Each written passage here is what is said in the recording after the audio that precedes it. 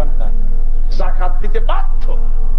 হযরত আবু বকর রাদিয়াল্লাহু তাআলা আনহু জামানায় মুনকিরিনে যাকাত, যারা যাকাত দিতে অস্বীকার করেছিল, হযরত আবু বকর রাদিয়াল্লাহু তাআলা আনহু বলেছিলেন, যাকাত না দেওয়া তো দূরের কথা, যাকাতের জন্য নির্ধারিত উটটি রশিদা দিতেও যদি দ্বিধাবোধ করো, কাফেরদের বিরুদ্ধে যেভাবে যুদ্ধ করি তোমাদের বিরুদ্ধে জিহাদ ঘোষণা করব।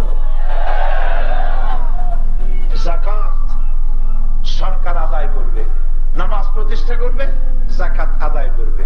যাকাত যদি আদায় হইতো তাহলে এনজিওরা, মুসলিম বিরোধী এনজিও যারা, সব এনজিও খারাপ কিন্তু অধিকাংশ এনজিও খারাপ, ইসলাম বিদ্বেষী, এরা এই সুযোগ নিতে পারত না।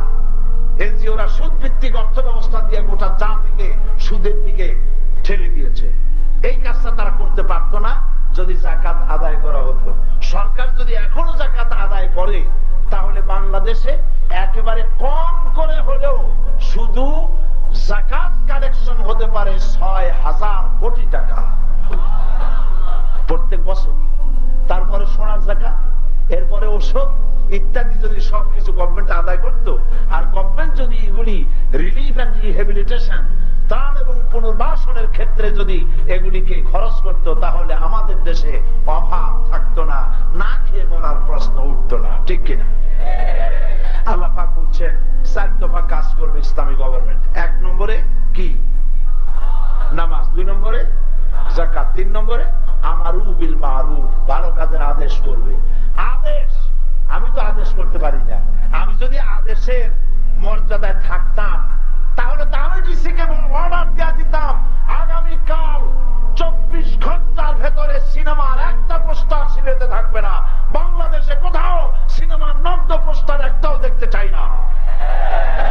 এটা আমার অর্ডার হতো যদি আমি অর্ডারের মাকামে থাকতাম। আমি তো শুধু অনুরোধ করতে পারি, আমরা আছি অনুরোধের মাকামে, অনুরোধ করি। আমারও হয় না, এখানে শুধুমাত্র অনুরোধ করা যায়। আল্লাহ পাক বলছেন আমারও, আমর করো, হুকুম করো। তো হুকুম করতে গেলে কোথায় যাওয়া লাগে? ক্ষমতায় যাওয়া লাগে। বুঝে আসে না কথা? হুকুম করতে পারে কারা? যারা ক্ষমতায় আছে। এখন ক্ষমতায় যদি আপনি পাঠান সিনেমা খোর, মদ খোর, জেনা খোর, ওরা যদি ক্ষমতায় যায়, সিনেমার অশ্লীলতা তারা কি দূর করবে? তারা কি মদ দূর করবে? জেনা দূর করবে? ওগুলো তো ওদের দরকার। সেই জন্য যেমন গাছ লাগাবেন তেমন ফল পাবেন। লাগাইছেন তেঁতুল গাছ, মোনাজাত করতেছেন আল্লাহর কাছে, আয় আল্লাহ তাআলা, গরিব মানুষ আমি, ফজলি আম কিনা খাইতে পারি না, কিন্তু আমার বাড়িতে একটা তেঁতুল গাছ আছে, আর তোমার না খালেক মালিক সব তুমি পারো, তুমি দয়া করে আজকে এই বছরের জন্য আমার ছেলেমেয়ের জন্য মাত্র ১০ কেজি ফজলি আম দাও। দোয়া মঞ্জুর হবে? হবে না। এরপরে যদি আপনি ১০-১৫ জন পীর সাহেবের পানি পড়া নিয়া অন্তত ১০০ গ্যালন পানি পড়িয়ায় না তেঁতুল গাছের গোড়ায় যদি দেন, ফজলি আমের নিয়ত করে, ফজলি আম হবে নাকি? ফজলি আম হবে না, তেঁতুল হবে আরো বেশি। কারণ পানি ছিল না, শুকনা ছিল, আপনি পানি দিচ্ছেন। আপনি গাছ যেমন লাগাবেন ফল তেমন পাবেন। ভোট দিয়ে যে রকমের লোক পার্লামেন্টে পাঠাইছে ওই রকমের ফল আপনি পাবেন। এই জন্য দিনদার, ইমানদার আলেম তাদেরকে পার্লামেন্টে পাঠান, যাতে কোরআনের রাজ কায়েম হয়ে যায়। তাহলে ১ নম্বরের কাজ হলো নামাজ প্রতিষ্ঠা করা, ২ নম্বরের কাজ হলো যাকাত আদায় করা, ৩ নম্বরের কাজ হলো ভালো কাজের আদেশ করা। আর অন্যায় কাজ ২ হাতে বন্ধ করে দাও, ২ হাতে বন্ধ করে দাও। রমজান মুবারক আসতেছে, অন্যায় প্রতিরোধ মুখর হয়ে উঠুন, অন্যায় হতে দিবেন না। সিনেমার গান বাজনা রাস্তায় বাজতে পারবেন না আপনারা? এগুলি করতে হবে, অন্যায় বন্ধ করতে হবে। মহিলাদেরকে পর্দায় থাকতে হবেই। তার অর্থ এই নয় যে মহিলারা কলেজে, ইউনিভার্সিটিতে, ডাক্তারখানায় কোনো জায়গায় যাইতে পারবে না, তা মেয়েরও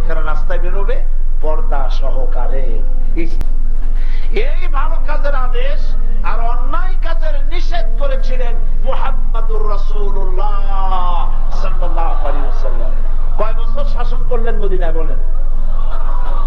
আর এরা বলে কি ইসলাম আর রাজনীতি আলাদা। ইসলাম আর রাজনীতি যদি আলাদা হয় তাহলে রাসূলুল্লাহ রাজনীতি করলেন কেমনে? তিনি প্রেসিডেন্ট ছিলেন না? ছিলেন না প্রেসিডেন্ট? তিনি প্রেসিডেন্ট ছিলেন, রাষ্ট্র চালাইছেন। আমারু বিল মারুফ ওয়া নাহয়ু আনিল মুনকারের দায়িত্ব হুজুর পালন করেন নাই? সর্বপ্রথম আল্লাহ নবীর এই দায়িত্ব পালন করেছেন। আমার বন্ধুগণ, এই দায়িত্ব পালন করার পর আল্লাহ নবী ইন্তেকাল করলেন।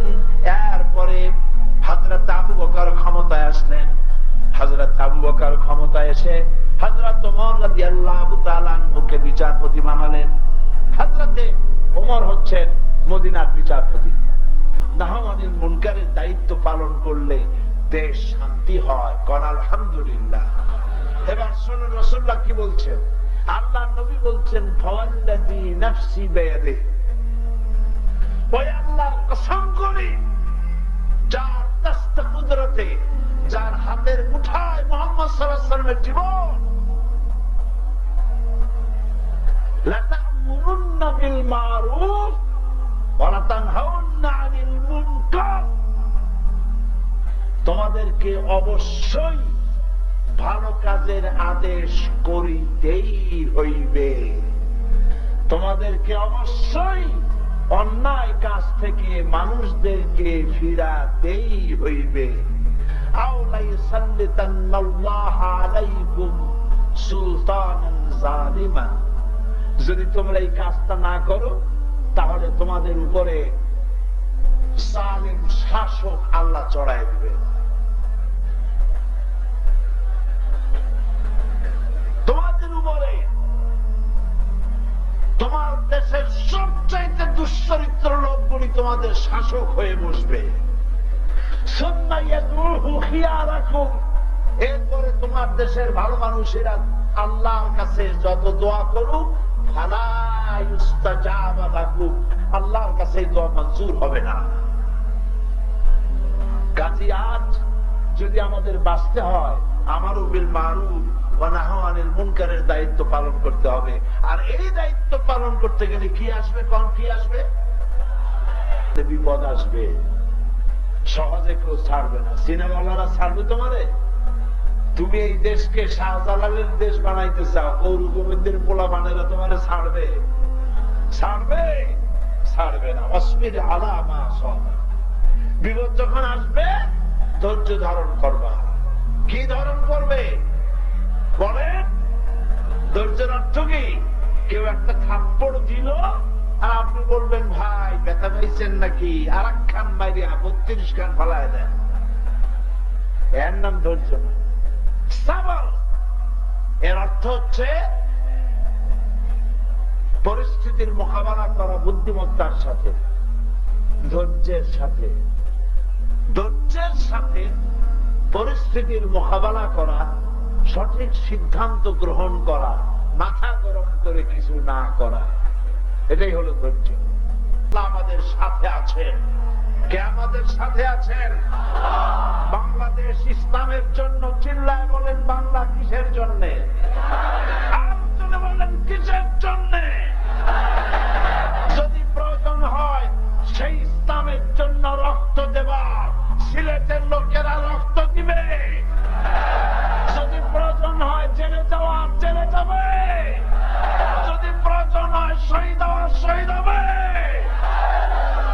আল্লাহ রাব্বুল আলামিন তৌফিক দান করুন আল্লাহর দ্বীনকে জমিনে প্রতিষ্ঠা করার জন্য।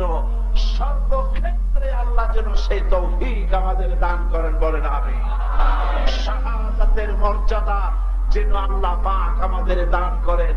হইলে হয় গাজী না হয় শহীদ, দুটোর একটা জীবন আমাদেরকে গ্রহণ করতে হবে। কাফেরের গোলামির চাইতে মৃত্যুবরণ করা, শাহাদাতের মউত গ্রহণ করা 1000 গুণে শ্রেয়। বিড়ালের মতো 500 বছর বেঁচে থাকায় লাভ নাই, সিংহের মতো, খালিদ বিন ওলীদের মতো 1 ঘন্টা বেঁচে থাকুন, এটার মূল্য আছে। ঠিক কিনা? আর শাহাদাতের মউত হাতের কষ্ট হয়, শাহাদাতের মওত এর চাইতে বেশি কোনো কষ্ট নয়। আল্লাহর নবী নিজে দ্বীন প্রতিষ্ঠার জন্য রক্ত দিয়েছেন, শহীদ হয়েছেন। সাহাবায়ে কেরাম কত কষ্ট করেছেন। তারা যদি কষ্ট না করতেন, তারা যদি সাহস না করতেন, জীবন না দিতেন, ইসলাম এই পর্যন্ত আসতো না। আমি সেজন্য আজ সিলেটবাসীকে উদাত্ত আহ্বান জানাই, আল্লাহর দ্বীন কায়েমের জন্য আমাদের সামনে সময় আসতেছে রমজান মুবারক। এই রমজান মুবারক এমন একটি মাস, যেই মাসে আমরা আমাদের তাকওয়া তৈরি করতে পারি, ঈমান মজবুত করতে পারি, নিজেদেরকে আল্লাহর দ্বীনের জন্য তৈরি করতে পারি। জোরে বলেন আমিন। আল্লাহর জন্য, আল্লাহর দ্বীন কায়েমের জন্য এই রমজান মাস যেন আমরা ব্যবহার করতে পারি। বলেন আমিন। রমজান মাসে বেশি বেশি করে তেলাওয়াত করবেন, কোরআন শরীফ পড়বেন। কোরআন নাযিলের মাস, কোরআন বুঝে পড়বেন, আল্লাহ যেন তৌফিক দেন। হাদিস শরীফ বুঝে পড়বেন, ইসলামের সাহিত্য বুঝে পড়বেন, ছেলে মেয়েগুলিকে দ্বীনের রাস্তায় পরিচালনা করবেন। আল্লাহ পাক যেন সকলকে করেন, বলি আমিন। সমস্ত মানুষেরা, যত মানুষ দাঁড়ানো আছেন, দাঁড়ানো সব মানুষেরা বসে পড়ুন। রাস্তায়, পথে, ঘাটে, গাছে, ছাদে, যিনি যেখানে আছেন সেখানে বসে পড়ুন। আকাঙ্ক্ষিত সারা বছরের 2 বছরের আকাঙ্ক্ষিত মোনাজাত, সিলেটের ইতিহাস সৃষ্টিকারী আজকের এই মাহফিলে মোনাজাতের দিকে আমরা এগোচ্ছি। একটা মানুষও দাঁড়ায় থাকবেন না। এত বড় মোনাজাত জীবনে আরেকবার পাবো কোন নিশ্চয়তা তার নাই। বসতে বলছি, দাঁড়াবেন না কেউ। সবাই বসেন, আর জোরে সরে জিকির করেন সুবহানাল্লাহ, লা ইলাহা ইল্লাল্লাহ, সুবহানাল্লাহ, আলহামদুলিল্লাহ।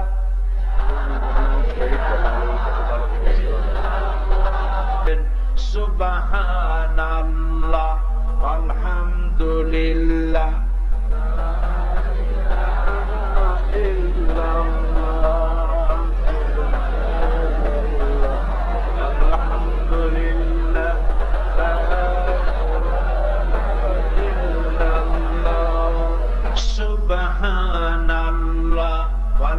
আলহামদুলিল্লাহ, লা ইলাহা ইল্লাল্লাহ, সুবহানাল্লাহ, আলহামদুলিল্লাহ, লা ইলাহা ইল্লাল্লাহ, লা ইলাহা ইল্লাল্লাহ, মুহাম্মাদুর রাসূলুল্লাহ। আসুন আমরা সবাই মুনাজাতের আগে তওবা পড়ে নিই। সবাই পড়েন আউযু বিল্লাহি মিনাশ শাইতানির রাজীম, বিসমিল্লাহির রহমানির রহিম, আস্তাগফিরুল্লাহ, আস্তাগফিরুল্লাহ, রব্বি মিন কুল্লি যামবিন ওয়া আতুবু ইলাইহি, লা হাওলা ওয়ালা কুওয়াতা ইল্লা বিল্লাহিল আলিয়্যিল আযীম। আয় আল্লাহ তাআলা, আমি ওয়াদা করছি গুনাহে কবিরা, গুনাহে সগীরা, শিরক এবং বিদআত, সকল রকমের গুনাহ আমি পরিত্যাগ করব। আল্লাহ তাআলা আমাকে গুনাহ থেকে বাঁচার তৌফিক দাও, তোমার গোলামি করার তৌফিক দান করে দাও। লা ইলাহা ইল্লাল্লাহু মুহাম্মাদুর রাসূলুল্লাহ, আশহাদু আন লা ইলাহা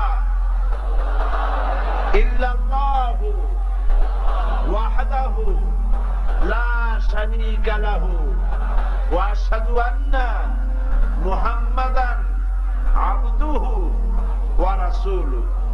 সর্বশেষ ইসলাম আর রাজনীতি আলাদা বলে যে প্রচারণা অপপ্রচার পত্রপত্রিকায়, রেডিও, টেলিভিশনে, নাটকে বিভিন্ন ভাবে মানুষকে বিভ্রান্ত করা হচ্ছে, ওই ব্যাপারে আমার লেখা একটি বই এসেছে। বইয়ের নাম ইসলামের রাজনৈতিক বিধান। ইসলামের রাজনৈতিক বিধান, ইসলামের অর্থনীতি, রাজনীতি, সমাজনীতি, আল্লাহ পাক কোরআন শরীফে যা যা বলেছেন সেগুলি এক জায়গায় করা হয়েছে। আলেমদের জন্য বিশেষ উপকারী, কারণ এতগুলি আয়াত এক জায়গায় খুঁজে বের করা কষ্ট হবে, এক জায়গায় পাওয়া কষ্ট হবে। পারবেন তারা, তবে সময় লাগবে। এই একই জায়গায় কোরআন হাদিস দিয়ে ইসলাম আর রাজনীতিতে কোনো পার্থক্য নাই। আল্লাহ নিজে রাজনৈতিক কথা বলেছেন, রাসূলুল্লাহ নিজে রাজনীতি করেছেন, সে কথাই কিতাবের মধ্যে লিখে দেওয়া হয়েছে। যারা সেবেছে ওরা এটা 50 টাকা দামে বিক্রি করছে। ইসলামের রাজনৈতিক বিধান বইটি আমার লেখা, মঞ্চের পেছনে পাওয়া যাবে, আপনারা গ্রহণ করতে চেষ্টা করবেন। আর আজানের নামাজের মুনাজাতের পর আজান হবে, আজানের পর বা জামাত এশার নামাজ আদায় করে যাবেন।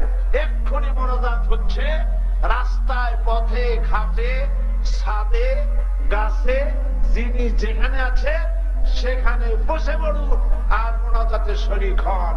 আল্লাহুম্মা আমিন।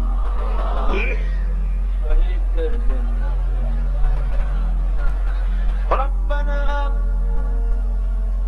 যালামনা আনফুসানা ওয়া ইন লাম তাগফির লানা ওয়া তারহামনা লানাকুনান্না মিনাল খাসিরিন। সবাই পড়েন আমার সাথে, মনটা নরম করে, মাথা নিচু করে সবাই পড়েন। রব্বানা যালামনা আনফুসানা ওয়া ইন লাম তাগফির লানা ওয়া তারহামনা লানাকুনান্না মিনাল খাসিরিন।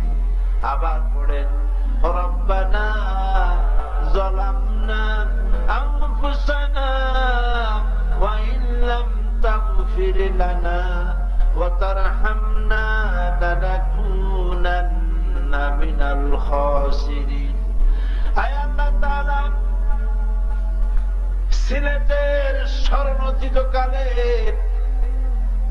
শ্রেষ্ঠ সমাবেশ কোরআনের এই মাহফিলে আজ লক্ষ লক্ষ মানুষ হাজির হয়ে গেছে। তোমার বান্দা বান্দিরা গোটা শহর ভর্তি হয়ে গেছে।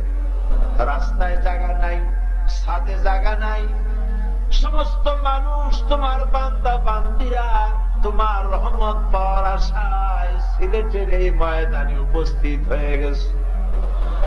আজকে 4 দিন পর্যন্ত কোরআনের কথা এখানে আলোচনা করা হলো। আল্লাহ তাআলা আলোচনার সওয়াব, দুরূদ ও সালামের সওয়াব, জিকির আজকারের সওয়াব রাসূল করিম সাল্লাল্লাহু আলাইহি ওয়াসাল্লামের রূহ মুবারকে পৌঁছায়া দাও।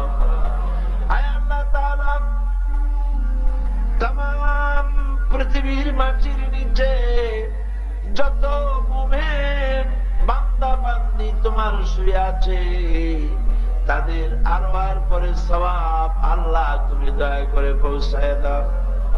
রব্বুল আলামিন, এই সিলেটের মাটিতে হযরতে শাহজালাল ঘুমায় আছেন, হযরতে শাহ পরান ঘুমায় আছেন, শত শত আউলিয়া এই মাটিতে শুয়ে আছেন। আল্লাহ তুমি দয়া করে তাদের রূহের পরে সওয়াব পৌঁছায় দাও।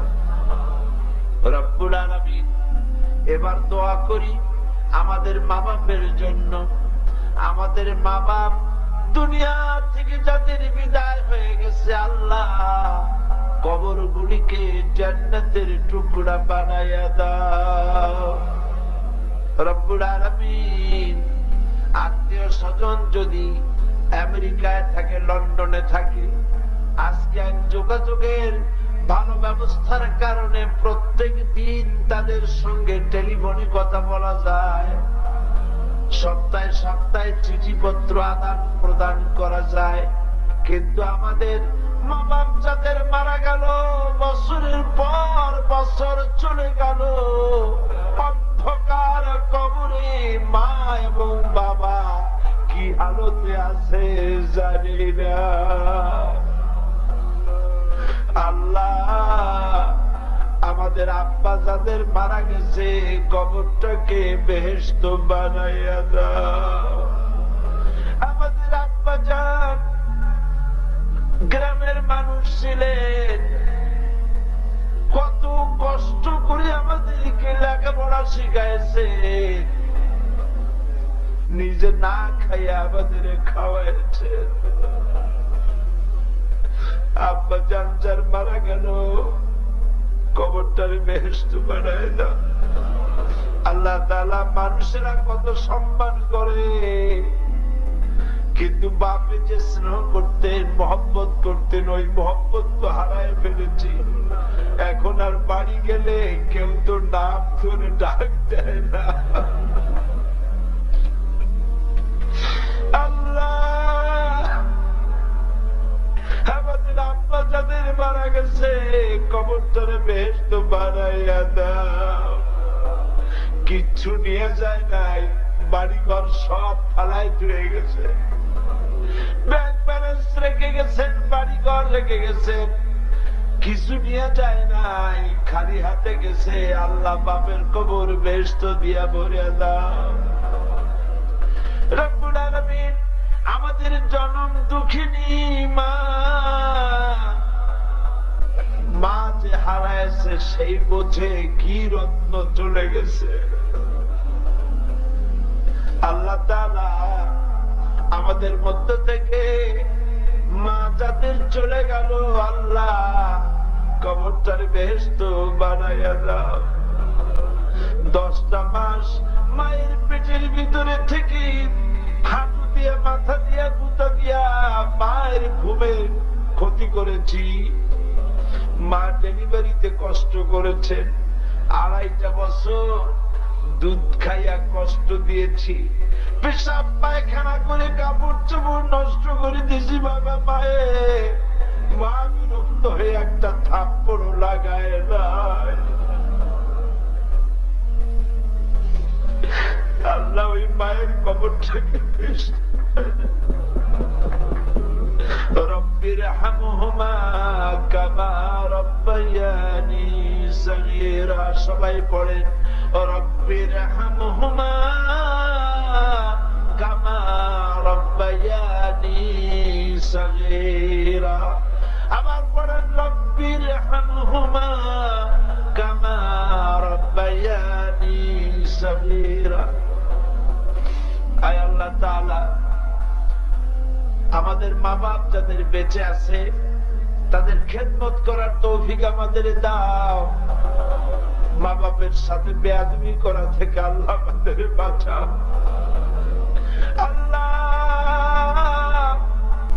বুকের চামড়া দিয়া যদি মায়ের পায়ের জুতা বানাইয়া দেয়,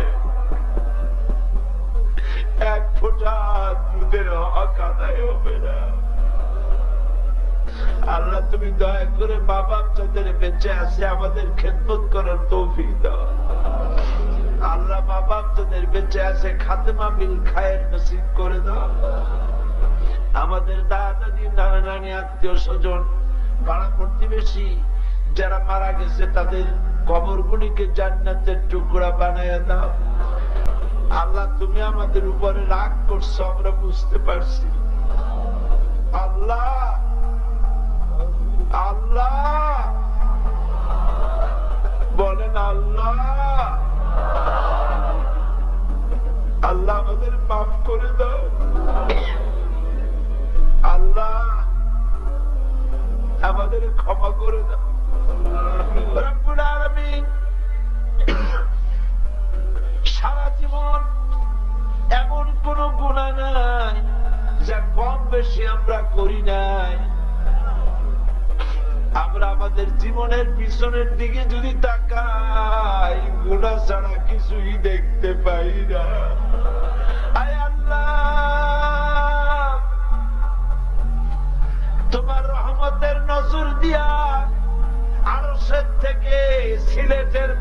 দিকে তাকাও। আল্লাহ একটু তাকায় দেখো, সিলেটের মাঠের দিকে তাকাও। মাঠ বড় মানুষ, রাস্তা বড় মানুষ, কোন খাজা বাবার কাছে আলোচনা করে নাই, কোন মন্ত্রীর কাছে আলোচনা করে নাই।